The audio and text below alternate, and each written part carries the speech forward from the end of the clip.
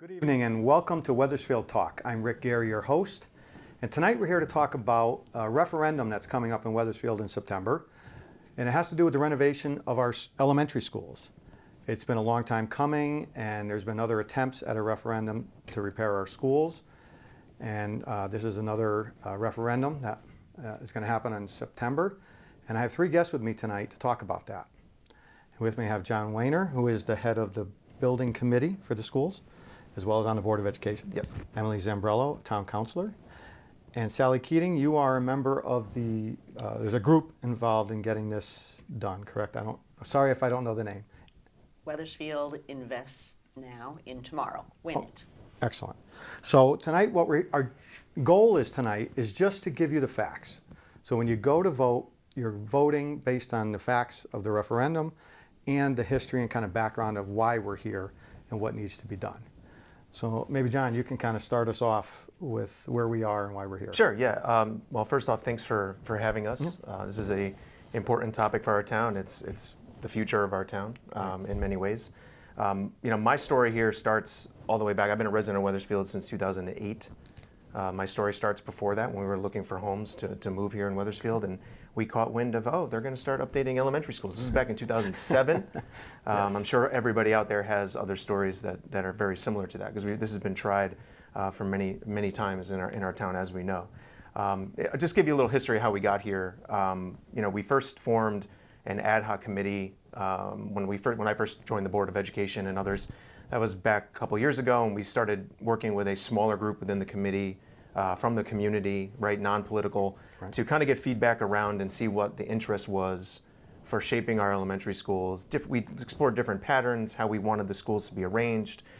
Community schools, obviously, overwhelmingly was very popular for the right reason. We looked at all different kinds of options and ultimately gave that feedback back to the Board of Education. Board of Education took that feedback and at the same time put out a community survey. So then a survey went out to everybody around the town. A lot of parents especially responded, gave us great feedback and data that we could use to help inform more of our strategy around what we want to do for the plan. Right. And then from there, the building committee was formed. The town formed the building committee. Originally there was another chair. Russ Moran was originally the chair, and then I became chair of this committee. But this committee is a group of volunteers in our town, again, bipartisan, that had a lot of different skill sets that brought construction, project management, finance, different backgrounds into the process because they were really deemed the experts in trying to build this out, right? So that group of people got all the feedback and started looking and looking at what we were going to do. And then ultimately the decision was made that let's find a consultant to help bring this plan forward and start to get the real experts in there. Exactly. Right? So we went out to RFP and the building committee interviewed a bunch of different clients, and then we settled on TSKP and Downs, who came in and right off the bat proved their worth to us by really investing in what the plan was going to become and what the plan is today. And they took in a lot of that community feedback that we gave them, but then they also went out to the community. I think you may know they were here in the community center, yes, they were. In the senior center, sorry. They went to all the different schools and PTOs. I mean, they were pretty much all around town trying to gather that feedback. So the consensus came back and it really became, okay, the town loves their community schools. We needed to renovate and or build 5 new elementary schools. We know the condition that they're in. We don't necessarily have to harp on that here, but we know we needed to do something. Absolutely. And the plan was settled. So we ended up, after countless meetings and listening to the community even further, we decided that the first phase was going to be a brand new high crest, and the high crest is going to be built on the Keisha Farm parcel that's across from the barn. So that farm flat parcel, land across where the house is. That's that correct. Area. Right there. And then while that one's being actually built, which will end up being the new high crest as soon as it's open, the old high crest will stay. We'll use that as a swing space for the next school in the phase, which is Webb. So we'll renovate Webb. All those children will then move to the older high crest. The new high crest will obviously be open running. And then we're going to renovate Webb into a 5-6 academy, which overwhelmingly is a positive experience for Wethersfield. Webb Elementary was built years and years ago as a junior high school, so it fits perfectly into the curriculum and the educational specs that the Board of Ed have put together. And then, of course, after Webb would be Charles Wright, which would be the third school in this phase, which will be renovated as new as well. So really exciting things. And by the way, I'll mention that this plan was unanimously voted on by both Board of Ed and Town Council. right? So everybody on the board, everybody on the council all agrees that this plan is the future of Wethersfield. So that would be a 5-6 at Webb. The other 4 remaining schools would become K4? That's correct. Okay. That's correct. That's correct. So, Yes. and in this proposal, it's build a new Highcrest, renovate Charles Wright, renovate Webb. What about Hamner and Emerson? They are part of this referendum or no? They are not part of this referendum, Okay. and by the way, feel free to chime in. Anybody, I don't want to do all the talking. No. But, I just want to make sure. So this is for those 3 schools. It's for the we broke it into phases. So you know, Okay. this was a recommendation that TSKP and Downs and the building committee came up with. Obviously, we all unanimously believe that that was correct. To break it into phases helps ease the burden on the taxpayers. Right. We get a chance to actually, through the process, visit with the community and see the community in action. We get to revisit that second phase once that first phase is starting to move forward. So yeah. Excellent. You have anything to input Yes. into that? Yes. So I can talk about the finances here, because I know Okay. that's one of the biggest questions we've Of heard around course. town is Of what is course. this going to cost? So $239 million is probably a number that people have heard by now. It is the Right. total cost of the project. It is not the cost to taxpayers. And we want to be very, very clear about it. If you've heard that that is the cost to taxpayers, it is just not true. This is the maximum cost of the project. The state is picking up a large portion of that. Okay. So there are a few elements to this. There's always a base reimbursement rate that a town gets for a project. It's really based on our relative property wealth to other towns. So the state tries to estimate how much we can afford. So we're in the 47 to 57 range in Wethersfield. That's how much the state would typically reimburse us for a school construction project. We knew that that would be a difficult pill to swallow for our taxpayers here, especially knowing that this is such a huge project. We're asking for 3 brand new schools. 47 to 57 is great, but it's still a great deal of money that the taxpayers would have to contribute.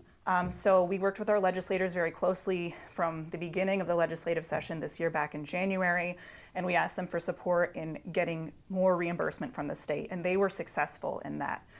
We actually got a huge bump, which we were thrilled about. It was more than we could have hoped for, where each of the 3 schools received a 15-point bump. Oh, And then that's big. Highcrest, because Highcrest is going to have our pre-K space, that gets another 15-point bump. Because that's a new feature of the school construction laws this year, is that if your project has pre-K, you get another 15-point bump. And that's for the entire school, not just that space. Oh, okay. So that means that we're now looking at between 71 to 76% for each of these schools, as opposed to 47 to 57.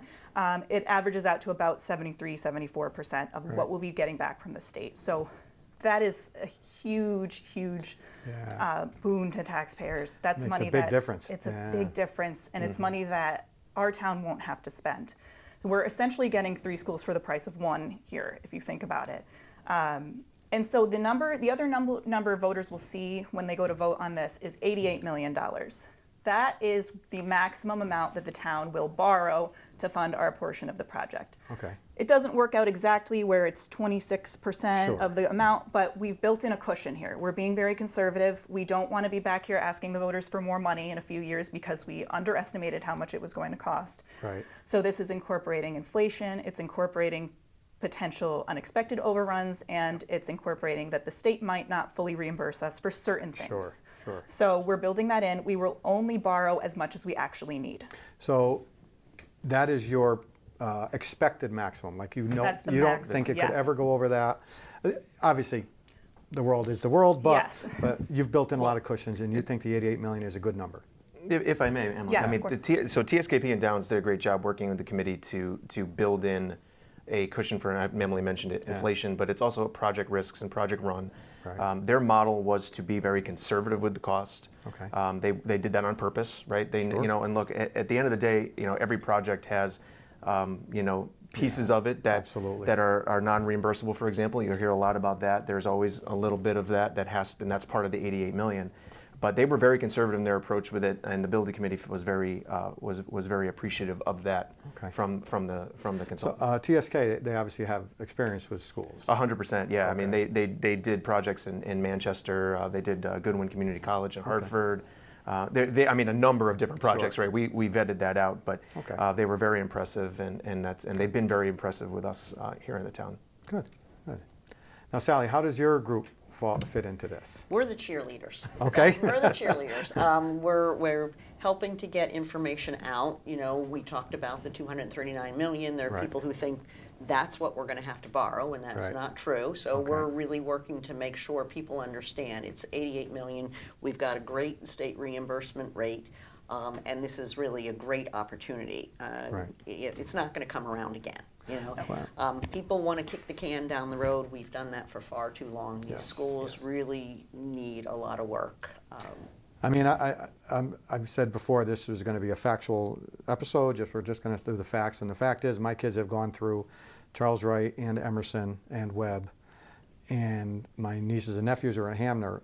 And the condition is terrible on some of these schools. And that's not swaying anybody or anything. It's just the truth that the schools have been neglected for too long. Right. Absolutely. So I watch- something has to be done eventually, whether, you know. There's a brick I watch. My granddaughter now goes to Hamner Elementary, and there's this one brick that I'm watching to see, is it going to fall? You know, the foundation is underneath it, and I know the road Right. salt and all gets to that part Sure. of the building, and so it's degrading the concrete. But then there was a program last May, and I walked around the back of the school, and there you can see rebar in the foundation. The right. foundation is crumbling. It's wearing off, I yeah. mean, these are our town assets. Right. You know, we have to take care of them. It's Right. too important. We've got thousands of kids in the schools. It's the right thing to do. It's Right.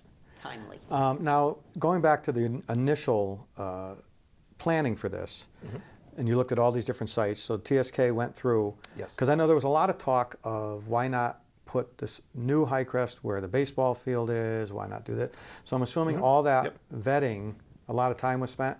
Oh, And yes. that's- Great deal of time. So, I mean, they looked at, I believe that it was a total of 8 or 9 originally, like at the very beginning, right? We're talking 8 or 9 different sites in town. You know, Wethersfield, we're kind of landlocked. Yes. We don't have a lot of open space, and they took everything into account. And at the end of the day, you know, we came up with, the building committee along with TSKP came up with 3 different areas of town where you can build a new, originally called swing space, which we now will call the new school Highcrest, for that yeah. community. And you know, we heard community feedback at all Wethersfield that came in. We heard feedback, I mean, across town about all the spots, right? Right. And at the end of the day, you know, it's hard to figure out where in town we needed to do that. But I'm very happy to say that we listened to the community, we took in the feedback, and we settled on a place that I think is the right place to put this school at this time. And you know, we're excited, hopefully, for the future of that. So just logistically, if you build a new Highcrest, the old Highcrest becomes swing space Yep. for Charles Wright and Webb, I And think Webb, you said, yes. right? What happens, so that doesn't go K4 right away? Or do you have to renovate all the schools before it comes K4? Or how does that? Great question. So Webb's going to be renovated for a 5-6, which is going to result in a redistricting, right? And Right. that is something that happens after construction of Highcrest, obviously, and during the Right. process of renovating Webb. That won't be done until Webb is complete, right? So you know, and I don't have the timeline in front of me, so Sure. I won't. But as soon as Webb is constructed and renovated, is when the talks within Okay. the Board of Education, working with the new superintendent as well. Those types of things, working with the town, will then take place. You know, right? We don't know. We can't speak to what that Sure. redistricting is now, but No. that will happen. So the idea is Webb gets done, it instantly becomes a 5-6, right, when it opens? That's correct. And this other schools, renovated or not, become K4s? Yes. Okay. Yep. All right. And I mean, and we did population studies, and you know, we're thankful in Wethersfield we have, you know, a steady line of you know, kids going to our schools. We're not dipping below or above that line, right? So we're able to say that K4 actually makes a lot of sense. We have the room in even the buildings that we're not renovating right away to house those K through 4 students. Okay. One of the things that I don't think gets enough attention is the disparity in our schools. You know, we have some schools where the classrooms have 30 kids, or we're pushing 30, and then other schools where there's 17 kids in the class. Right. We need to right-size that, and that was something that we had a lot of discussions on that. So when we have 4 K4 schools, there's going to be 3 classrooms for each grade, Right. and that opens up a lot of it fixes a lot of issues that the With class schools size. have. Yep. So that Well, I think is important to know. It is. And Emily, you've lived through a redistricting, Yes. as my kids did as well. I went to Webb when it was a kindergarten. Yes, that's right. Yes, my kids did too. And, people get really afraid of redistricting. And I remember speaking out about it back then, saying, look, the kids are fine. It was, and no offense, parents, but the parents are the ones that had the issue. They didn't want to leave their friends. And the kids seemed to do fine. The next year, they all had good friends again, and they all met at the middle. And now they'll meet in 5th grade, Right. Yeah. right? Yeah, we think that's going to be a great benefit to have Right. them.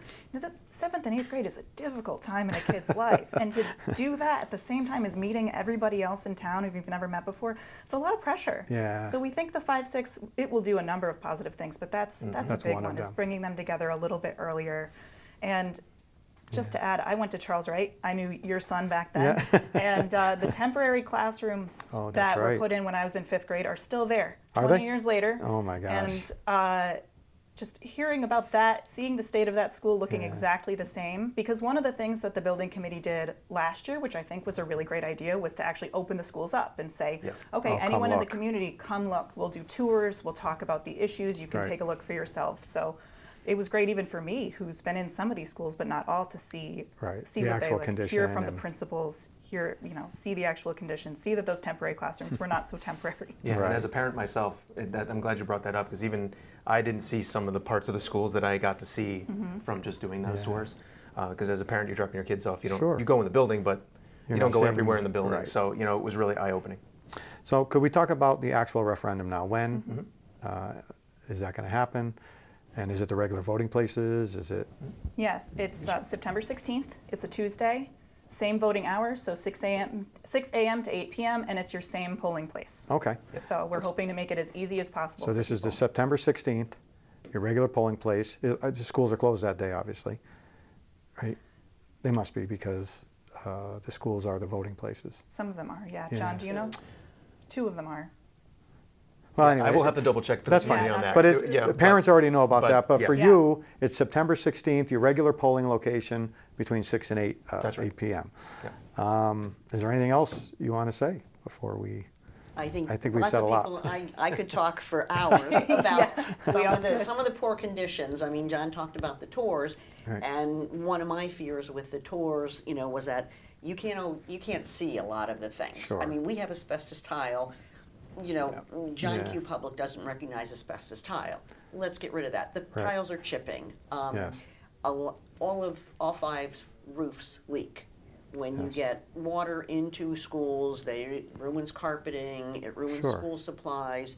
It's behind walls where you don't see it, and mold is growing. We have some schools that have a lot of mold. Okay.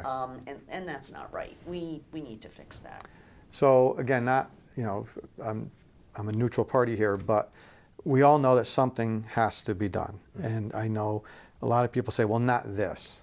And then the next referendum comes up and they say, not this. Eventually, something has to happen. Yes. Right? Yeah. Now, it does sound like there's a good reimbursement from the state, so that's a positive. And this is why I wanted to do this show, so these kind of things can get out there. People aren't just voting, because sometimes people drive around, they see a sign that says vote no or vote yes, Yeah. and that's all, they don't know anything. Right. Right? So this, I think, is important, that everybody knows exactly what is happening before they vote. And we can talk for just a second about what the alternative would be if this were to fail again, because the referendum failed in 2022 to rebuild the schools. If it Right. fails now, our only option is really to do patchwork. Right. And that was the first thing the consultants did when they came in. They said, we're going to show you what it takes to do patchwork and just do the basic repairs, maybe a Right. roof, maybe some security upgrades. The schools Right. will look the same as they do now, and they'll last about 5 to 10 Right. years before we're back here having this conversation again. And they said that could take upwards of $60 million, Right. incorporating a small state reimbursement. So that's the cost of doing nothing. That's where we'd end up. We would also be leaving tens of millions of dollars on the table, because the state's not going to offer us this reimbursement rate again. Right. That will go to somebody else who can use it. Right. And one thing I've heard, it was brought up during the last council meeting, someone said, well, the state reimbursement is still our tax dollars. Yes. And that is true. But what is also true is that we are already paying for these projects in every other community in the state. Yes. And if we don't take advantage of this money, it will go to someone else and we will still pay for it. Right. So that's what's on the line here. We will leave tens of Yes. millions of dollars on the table. Well, that's the other thing. We do pay state and federal taxes, and that money goes to the state and to the federal government, and then they give it back to the states. Right. So like you say, it's going to go to somebody. The money's there, and it's going to go to somebody. So, One other thing I'd like to add is the energy inefficiency in our buildings. oh, sure. I know from talking to an employee at Emerson Williams, they set their thermometer in the wintertime at 75, and because the HVAC system is so old, it can't be regulated any longer. They can't get parts. So what happens is some areas get up to be 85 degrees. Right. Well, that's not a good learning environment. Right. So some classrooms, they open the windows, so we're paying for the heat. Other classrooms use air conditioners, so we're paying for heating and air conditioning that are fighting together to get the right Right, temperature. to get the right and temperature. that happens in at least 2 of the schools that I'm aware of. Okay. So we're paying for all of that inefficiency, and Right. that's not Yeah. right. Well, it's going to be up to the voters now again. Yes. So hopefully with this kind of information, and I'm sure your group is putting out information, that everybody has the right information when they vote, and that's the important thing. Now again, however you vote, but people should vote with the right information, with the facts. 100%. So hopefully, hopefully this goes well. All right. Anything else you'd like to add? I think you. We could just keep talking. I know you could. I know. Well, it's I good think- because people are passionate about this, obviously, Yeah, because yes. it's your kids, Yeah. right? It is. And Or your or your grandkids. Or your grandkids. grandkids. Grandkids, yeah. And even people like me, my kids graduated a long time ago. Right. Not that long. Yeah. But Yeah. but I'm still, I want the next group of kids to have a school that's safe. But also as a taxpayer, I don't want 2 years from now, Charles Wright is closed because the roof or the air conditioning gave it. Now all those kids have to be moved somewhere else. And it would be a nightmare. Yeah. It would be a nightmare. Right. So, I think one of the last things I'll just say, just to close it out, is and you said it, is get Yeah. the facts right. Use the data that's out there.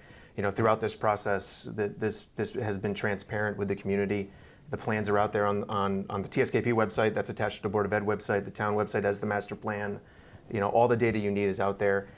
Like you said, there are some signs that show 239 million. Let's the number's 88, right? Let's make sure that everybody understands the facts. Vote. There's opposition on everything in town, Sure. and that's expected. Sure.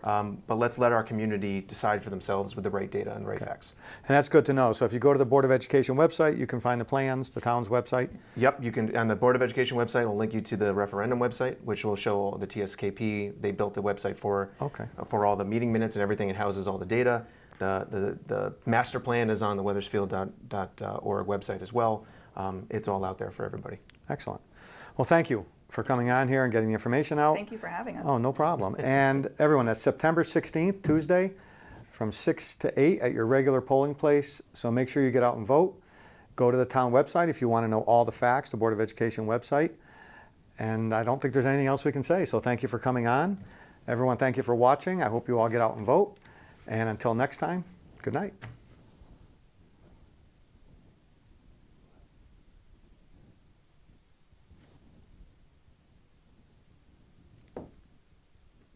Okay, and the mic's off? Okay. I was like that.